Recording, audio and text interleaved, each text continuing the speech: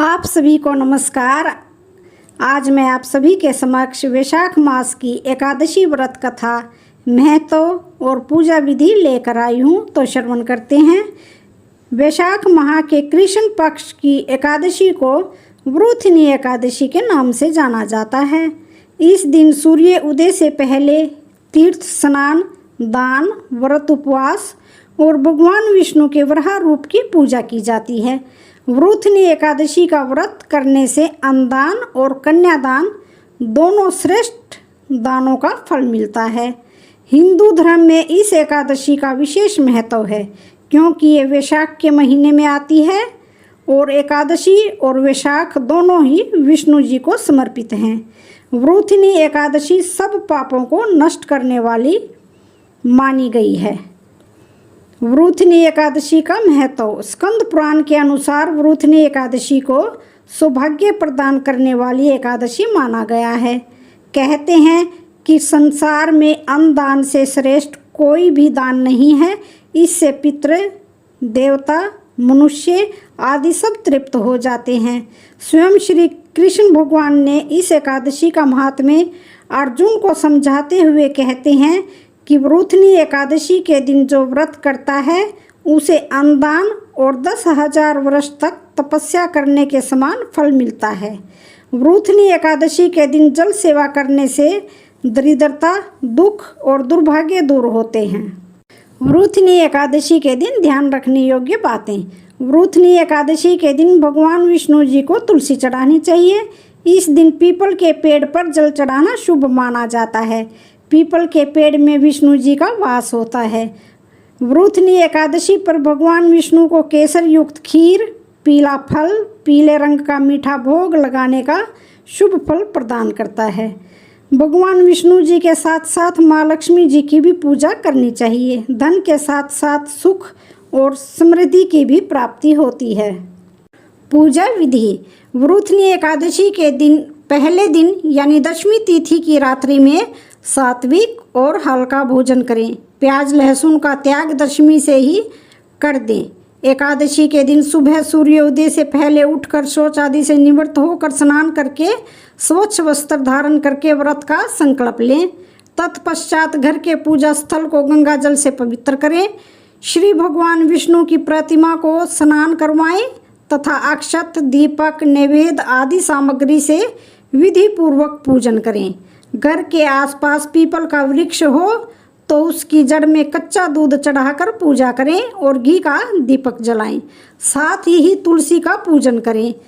पूजन के दौरान ओम नमो भगवते वासुदेवाय मंत्र का जाप करते रहें। भगवान श्री हरि विष्णु जी को खरबूजे का भोग लगाएं।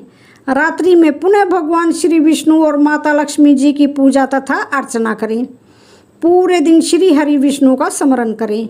रात में भगवान श्री हरि विष्णु जी का ध्यान, कीर्तन आदि करते हुए रात्रि जागरण करें। एकादशी व्रत के दिन अगर हो सके तो एक बार ही फलाहार ग्रहण करें। एकादशी के अगले दिन यानी द्वादशी को व्रत खोलने से पहले पुनः श्री विष्णु भगवान जी का पूजन करके किसी योग्य ब्राह्मण या गरीब व्यक्ति को भोजन कराएं और दान दक्षिणा दें। तत्पश्चात व्रत का पारण करें। मंत्र ओम नमो नारायण, ओम नारायणाय नमः, ओम नमो भगवते वासुदेवाय, ओम विष्णवे नमः।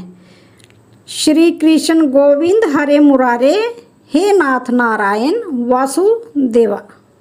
व्रत कथा। प्राचीन काल में नर्मदा नदी के तट पर मानधाता नामक राजा राज्य करता था। वह अत्यंत दानशील तथा तपस्वी था। एक दिन जब वह जंगल में तपस्या कर रहा था तभी न जाने कहां से एक जंगली भालू आया और राजा का पैर चबाने लगा। राजा पूर्ववत अपनी तपस्या में लीन रहा। कुछ देर बाद पैर चबाते चबाते भालू राजा को घसीटकर पास के जंगल में ले गया। राजा बहुत घबराया मगर तापस धर्म अनुकूल उसने क्रोध और हिंसा न करके भगवान विष्णु से प्रार्थना की।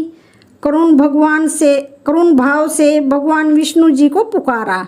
उसकी पुकार सुनकर भगवान श्री हरि विष्णु प्रकट हुए और उन्होंने चक्कर से भालू को मार डाला। राजा का पैर भालू पहले ही खा चुका था। इससे राजा बहुत ही शोकाकुल हुआ। उसे दुखी देखकर भगवान विष्णु जी बोले, हे वत्स, शोक मत करो, तुम मथुरा जाओ और वरुथिनी एकादशी का व्रत रखकर मेरे वराह अवतार मूर्ति की पूजा करो। उसके प्रभाव से पुनः सुदृढ़ अंगों वाले हो जाओगे। इस भालू ने तुम्हें जो काटा है यह तुम्हारे पूर्व जन्म का अपराध था। भगवान विष्णु जी की आज्ञा मानकर राजा मानधाता ने मथुरा जाकर श्रद्धापूर्वक वरुथिनी एकादशी का व्रत किया। इसके प्रभाव से राजा शीघ्र ही पुनः सुंदर और संपूर्ण अंगों वाला हो गया। अतः जो भी व्यक्ति भय से पीड़ित है उसे वरुथिनी एकादशी का व्रत रखकर भगवान विष्णु जी का स्मरण करना चाहिए। इसी एकादशी के प्रभाव से राजा मानधाता स्वर्ग गया था। इस व्रत को करने से समस्त पापों का नाश होकर मोक्ष मिलता है। इस एकादशी के प्रभाव से राजा मानधाता उसको स्वर्ग मिला था। मान्यता है कि जो मनुष्य विधिवत इस एकादशी के व्रत को करते हैं उनको स्वर्गलोक की प्राप्ति होती है। इसका फल गंगा स्नान के फल से भी अधिक है। इस व्रत के महात्म्य को पढ़ने से 1000 गोदान का फल मिलता है। अतः मनुष्यों को धर्म कर्म करते हुए जीवन व्यतीत करना चाहिए और पाप कर्मों से दूर रहना चाहिए तथा पापों को करने से डरना चाहिए। तो कथा का यहीं पर समापन होता है।